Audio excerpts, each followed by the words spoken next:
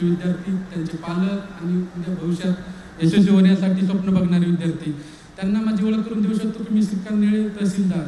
असं पाहायला गेलं तर कालपर्यंत म्हणजे नव्हतोच मी, किंवा 10वीलाच मी असं विचार केला तेव्हा शाळा सोडून द्यावं कशाला घरी चला शेतात. पण घरचे काय म्हणले, घरी शेतात तरी काय करणार असतो बाबा, हां घरच्या परिस्थितीचं त्याने दाखवून दिलं भान की इथं आमचीच अशी बेकार हालत आहे घडी.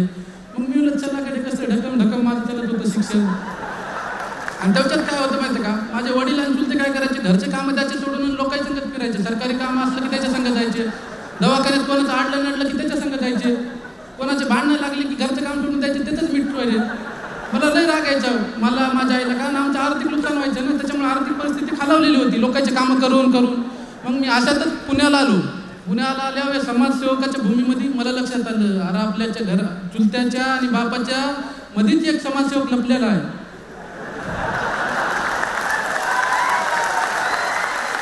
कारण काय होतं माहिती का, तेव्हा भांडणं मिटवायचे मला वाटायचं, घरचं काम सोडून लोकांचे का भांडणं मिटवायचे. पण आता MPSC करायला लागला, अरे सरकारने त्याच्यासाठी तंटामुक्ती योजना काढली आहे, किंवा लोकांना सरकारी योजना सांगायचे तर काय म्हणतात ते मुख्यमंत्री सदिच्छा दूत म्हणून नियम आले तेव्हा असं करायचे.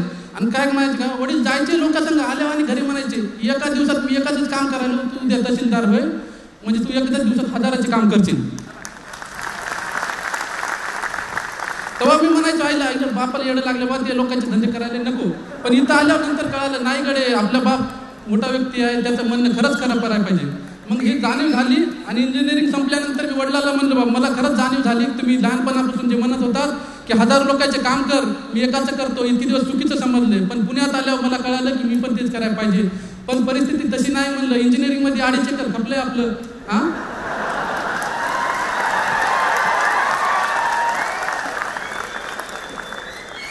बाप म्हणला बाबा जाऊ दे बा 2.5 एकर खपलंय, पण 2.5 एकर आणि जाऊ दे, पण या बैलगाडीतून जाय लाल दिव्याच्या गाडीमध्ये.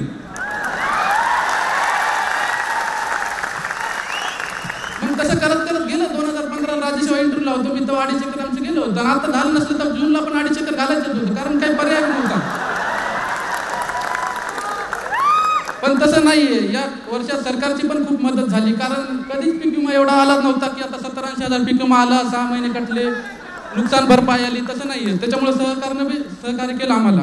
पण इथं काय झालं, मग तेवढ्यात पण विचार केला की मुलं सिंहगडला इंजिनिअरिंग झालं माझं, वडगावला चांगलं बऱ्यापैकी पॅकेज मिळालं असतं, 2-4 महिने मेहनत घेतली असती तर पोरं येड्यात काढायला लागले. कारण अधिकाऱ्याची पोरं होते ते इंजिनिअरिंगला असताना म्हणायचे मला MPSC करायचे. मग जेव्हा 3 लाखाचं पॅकेज भेटले गेले पॅकेज गड, आणि तुला येडं लागले म्हणले तुझी आधीच परिस्थिती खराब आहे, ती नोकरी सोडून काय MPSCच्या भरोश्यावर बसलास तू.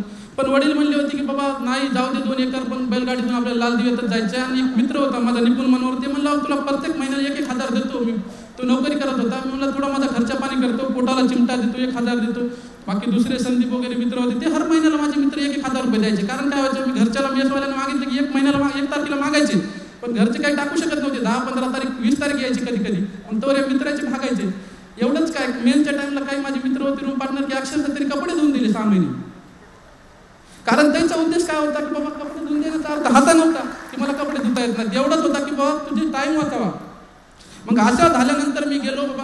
आणि माझं कसं होतं एकदम कॉन्फिडन्स लो होता. त्या काळात कसं मी एकुलता एक आई वडिलाला, आई वडील कुठं जाऊ द्यायचे नाही, माझ्या मागत राहायचे. उदाहरणार्थ मी क्रिकेट खेळायला गेलो ते सैराटमध्ये कशी ती आजी म्हातारी जाते तशी माझी आजी यायची.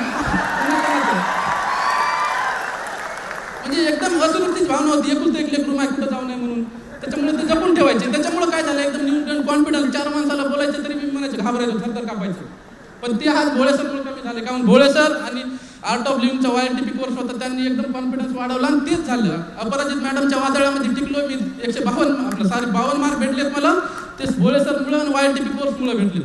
सर खरं MPSCला धन्यवाद देतो. MPSCमध्ये खूप पारदर्शकता आहे सर, म्हणजे आन्सर की येते, सगळ्या गोष्टी आहेत खूप. आणि त्याच्यात पारदर्शक गोरगरिबाचे पोरं इथं अधिकारी झाले. पण काय झाले सर माहिती का, काय वेळा होते की एखादं पॅनल आलं की आमचे एकदम हातपाय गळून जाताना वाटते आम्ही काय असं काय पाप केलंय गडी, ह्या पॅनलला इंटरव्ह्यू आला. काय झालं माहिती का, पर्टिक्युलर यावर्षी काही पॅनलनं काय दिले 23 मार्क, 25 मार्क, 28 मार्क, 30 मार्क दिलेत. आणि दुसऱ्या पॅनलनं दिले 70 मार्क, 65 मार्क, 74 मार्क. म्हणजे आम्ही काय पाप केलं का बाबा? कारण आम्हाला माहिती आहे आमच्या मित्रातून आमच्यात काय कॅपॅसिटी होती. 3-3 महिने आम्ही इंटरव्ह्यूची तयारी सोबतच केली ती दोघांना. फक्त तसं होऊ नये सर, कारण व्यक्ती सापेक्षपणा नको. कसं व्हायला माहिती का, आमची पर्सनॅलिटी घडायला 25 वर्ष लागले आणि तुम्ही 5च मिनिटात पर्सनॅलिटी टेस्ट करायला आणि काही वेळाची 20 मिनिटात करायला.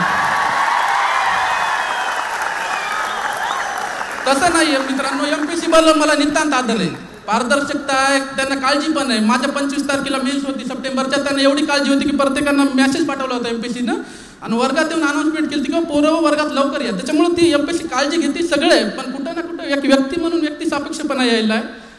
कारण एखादं पॅनलमधला मेंबर थोडं रागी स्वभावाचा असेल, त्याला थोडा राग आला तर ते 5 मिनिटात जज करतंय आणि दुसऱ्याला 15 मिनिटात. ते तसं होऊ नये. बाकी खूप चांगली आहे एमपीसी. मग असं करत असताना मी 2014ला सुरू केली एमपीसी. केल्या पहिल्या झटक्यात PSI फ्री झालो. लायब्ररीत अक्षरशः रात्री झोपायचं, कारण मी 2 पर्यंत अभ्यास करायचं. सकाळी 9 शिवाय मला जाग येत नव्हती. 10ला लायब्ररीत यायचं नाश्ता करून. त्याच्यामुळे मी विचार केला, आपल्याला सकाळी 10ला लायब्ररीत जायला वाजत असतील तर पोस्ट काढायची तर रात्री जागावं लागेल. रात्री 2ला जागायचं. माझी सरस्वती लायब्ररी होती, पण तिथंच कसं कचरा कुंडी असायची, कुत्रे असायचे. वाटत कुत्रे भूक लागले तर मी कधी लायब्ररीतच झोपलो 2-4दा. पण असं झाल्यानंतर म्हणजे काय होतं, माझं कॉन्फिडन्स लो असल्यानं मी गेलो तिथे ह्याला इंटरव्ह्यूला PSIच्या. गेल्यानंतर तिथं काय केलं, चेस्ट मोजत होते. स्वतः एमपीसीचे मोरे सर होते, खूप चांगले व्यक्ती आहेत, ते स्ट्रिक पण आहेत. पण काय झालं माहिती आहे काही, मोरे सर म्हणलं की एमपीसीची, मी गेलो घाबरून. ती चेस्ट मोजताना घाबरते ती माझी चेस्ट 5.5 फुगलीच नाही. कारण एवढा मोठा माणूस माझी चेस्ट मोजते म्हणल्यावर त्याची काय चूक नव्हती, त्यांच्या बरोबर होतं. पण मी घाबरटामुळे चेस्ट मोजली नाही, गेलं. पण तिथंच मी म्हणून टाकलं रागात माझा स्वभाव. सर म्हणलं, मला आज तुम्ही PSI केलं नाही, पण उद्या तुम्ही DSP जरी पद दिलं तर मी घेणार नाही. आणि आज माझा स्कोर DSP पदाचा होता, तरी मी म्हणलं नाही घ्यायची तर आधी टाकून दिली, का तहसीलदार घेतली. तसं नाही, सगळ्यात पोस्ट चांगल्या आहेत. आणि दुसरं, एमपीसी करणाऱ्या विद्यार्थ्याचं म्हणणे कसं माहिती का, महिन्याला नवीन पुस्तकाला घेऊ नका लेखन. तुम्ही एकच पुस्तकाला 10 वेळा वाचा. माझ्याजवळ सगळे पुस्तक मिळून एवढेच आहेत, पण एकाला 20 वेळा वाचले. कसं एका विषयाचं एकच पुस्तक आहे. मला इंग्लिशची लय ॲलर्जी होती. आता इथं 13 मार्क पडलेत, मग म्हणून तहसीलदार पोस्ट भेटली, नाही तर रिटर्नला चांगले होते. पण तसं करू नका. कसं आहे माहिती का, एमपीसीत पास व्हायचं ना तर तुम्हाला सगळेच विषय पक्के पाहिजे. उदाहरणार्थ खुर्ची बसायचं, त्याचा एक जरी पाय टंगडा असेल तर खुर्ची पडती. तसं तुमच्या एमपीसीत एक जरी विषय विक असेल तर तुम्हाला बाहेरच काढते ती. त्याच्यामुळे सगळे राहू द्या. आणि काय व्हायचं, त्याच्यामुळे मराठी पुस्तक जास्तीत जास्त वापरायचं. तुकाराम जाधव सरचे जे पॉलिटीचे होते, HRDचे होते, इकॉनॉमिक्स, हे सगळे पाठच करून टाकले होते. किंवा बाकी सुद्धा जे मराठीमधले आहेत, कोळंबे सरांचे सगळे मराठी तेवढे पाठ करून टाकली होती पुस्तकं. त्याच्यामुळे रमेश सिंग, दत्त सुंदरम काय ते असं बघितलेच नाही, ते लक्ष्मीकांत वगैरे. त्याच्यामुळे असं काही नाही किंवा, पण माझं म्हणणं आहे सगळे विषय म्हणजे काय पक्के झाले पाहिजे. असं नाही की माझा कच्चा राहिला होता त्याच्यामुळे तुमचा कच्चा राहावं.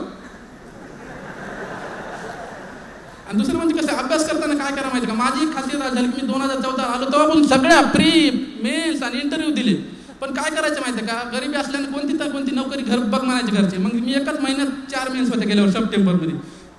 STI बी होती, असिस्टंट बी होती, फॉरेस्ट राज्यसेवा. थोडा सगळ्याचा अभ्यास केला, मेल्स बी दिल्या, थोड्या मार्क बी गेल्या. मग बाकी घरच्यांनी काय सांगितलं, आता एकावर टार्गेट फोकस कर. यावर्षी मग माझ्या सगळ्या पास झाल्या. पण मी राज्यसेवा टार्गेट केलं, पहिल्या आन्सरकीनं 415 स्कोर आणला होता. आणि दुसरं अशी खासियत होती, मग माझं काय व्हायचं माहिती का, त्या महिन्याला येणाऱ्या मेन्सला परीक्षा द्यायचो. त्याच्यामुळे एक विषय पक्का झाला, दुसरा कच्चा राहिला. गेल्या 4 परीक्षेत GS मध्ये पहिला होता महाराष्ट्रातून, पण पोस्टच भेटली नाही. STI, assistant, forest. पण याबारीत भोळे सर म्हणले की तुला भेटणार आहे, तू जो प्रिफरन्स दिला 2 नंबरचा तो नक्की भेटणार आहे. आणि मला सगळं बोलकं केलं ते भोळे सरमुळे केलं. एवढंच काय, सरनं माझ्या निश्चित अभ्यासाची काळजी घेतली नाही, तर अन्न, वस्त्र, निवारा ह्याची पण 5 महिन्यापासून काळजी घेतली. सरनं, मी रनिंग करत होतो तर निर्वाहाने पायानं पळेल म्हणून सरने मला शूज घेऊन दिले. ते एवढंच काय, सर म्हणले होते तुला कपडे घेऊन देतो, सगळं देतो, फक्त तू अभ्यास कर. आणि मला वाटतं की एमपीसी चित्रात मुलांनी क्लास लावलाच पाहिजे. कसं आहे माहिती आहे काय, अधिकाऱ्याचं लेकरू असेल तर त्यांना नाही लावला तर चालतंय. शेतकऱ्याच्या लेकराला कोण सांगणार कसा अभ्यास करायचा. या एमपीसीच्या क्षेत्रात वाट दाखवता वाट लावणारे लई आहेत.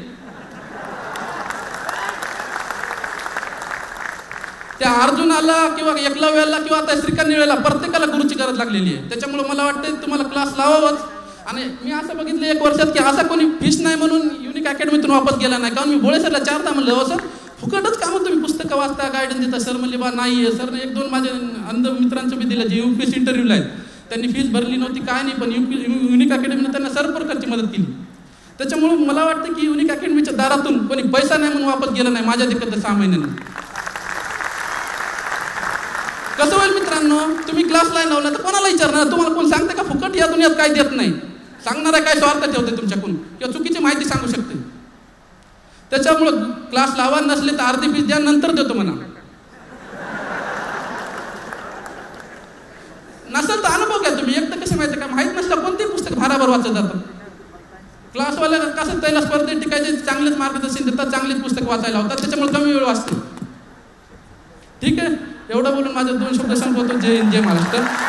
मुळे सर आणि Jadhav sir, Thackeray sir, okay. धन्यवाद श्रीकांत निळे.